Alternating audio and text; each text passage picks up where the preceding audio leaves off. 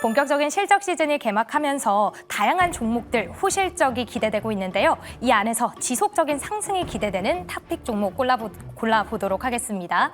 우선 목요일에는 SK하이닉스가 실적을 공개합니다. 오전에 나오게 될 텐데 무려 영업이익이 65% 증가하면서 분기 역대 최대가 기록되고 있습니다. 현대차도 목요일, 기아는 금요일에 발표가 되고요. 2분기 주인공 두산 에너빌리티까지 금요일에 이렇게 실적을 발표할 텐데요. 오늘 목표가 무려 10만 원까지 상향 조정이 됐죠. 다양한 종목들이 기대가 되는 가운데 두 분의 탑픽 종목은 어떤 종목일까요? 목표가까지 함께 만나보도록 하겠습니다. 그럼 세 번째 주식 남녀의 선택 바로 들어주시죠. 자, 슈퍼 위크라고 불렀던 이유, 앞에서 보셨던 것처럼 주요 기업들의 실적 발표가 내일과 모레 많이 몰려 있습니다. 그중에서 앞으로 실적 발표 이후로 좀 잘 나갈 종목들을 골라달라라는 질문을 드렸는데 김민성 매니저님이 여기서 현대차를 골라주셨고요. 네. 예. 그리고 김시현 팀장님은 LS 일렉트릭. 일단은 현대차 방금 말씀하시기로는 조금 속도 조절을 해가면서 투자를 해야 된다 말씀하셨는데 지금이 투자 적기인 거예요, 그러면? 그렇죠. 아까 말씀드렸던 것처럼 망설이면 놓칠 만한 구간이다라고 보고 있고요.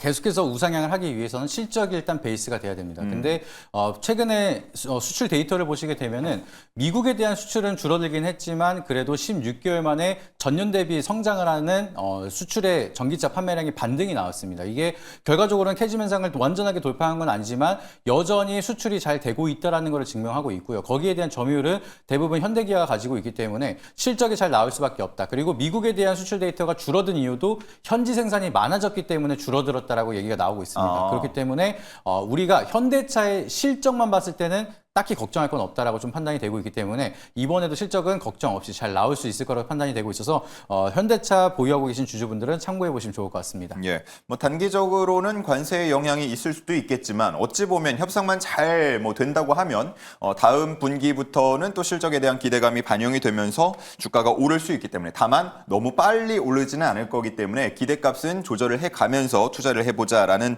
이야기인 것 같고요. 자, 다음은 김시현 팀장님인데 LS 일렉트릭. 현대차도 그렇고 LS 일렉트릭도 내일 다 실적 발표를 하는 것 같아요.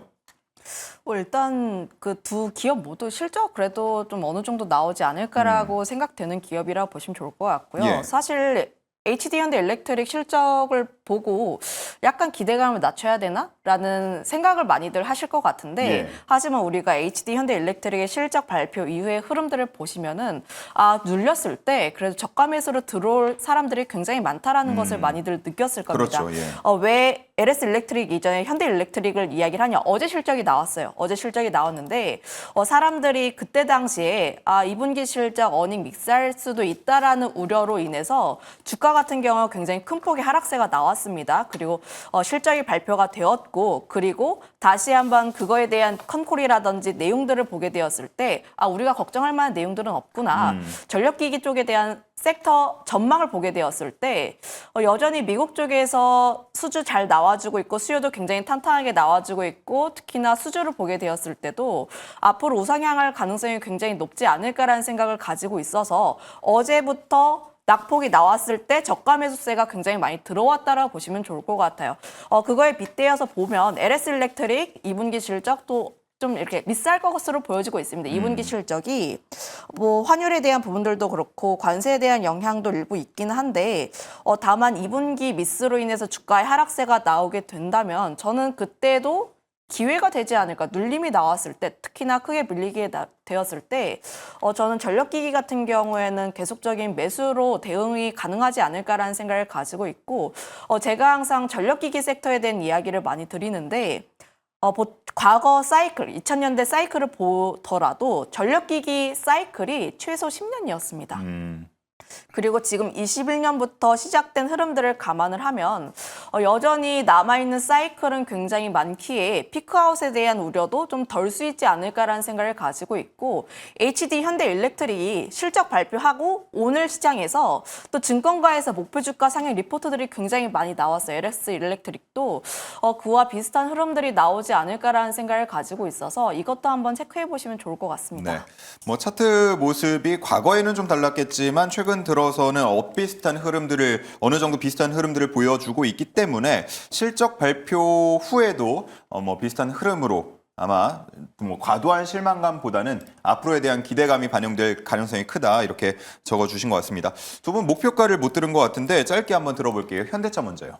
현대차는 긴 호흡으로 보면 일단 30만 원을 회복하지 않을까 좀 바라보고 있어서 긴 호흡으로 30만 원까지 한번 노려보시도록 권해드리도록 하겠습니다. 네, 중장기 관점입니다. 30만 원 목표로 잡고 천천히 투자를 해보시는 거를 권유를 해주셨고 우리 김신 팀장님은요?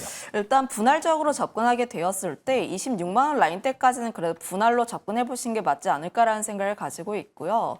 목표가 같은 경우에 32만 원 라인대를 제시를 드릴 텐데 항상 이 라인대가 조금 고점이었다고 보시면 좋을 것 같아요. 30만 원에서 32만 원 라인대, 항상 이 라인대를 크게 뚫지 못하고 약간 눌렸던 흐름들이 나온다라고 보시면 좋을 것 같아서 목표가는 32만 원으로 제시 드려보도록 하겠습니다. 네, 좋습니다. 자, 이렇게 해서 두 분과 함께 세 가지 문제를 통해서 시장 분석해봤습니다. 김시은 팀장과 저는 여기서 물러가고요. 우리 김민석 매니저 애프터 성공률까지 함께 해주시니까요. 남은 시간까지 함께 집중을 해주시기 바랍니다.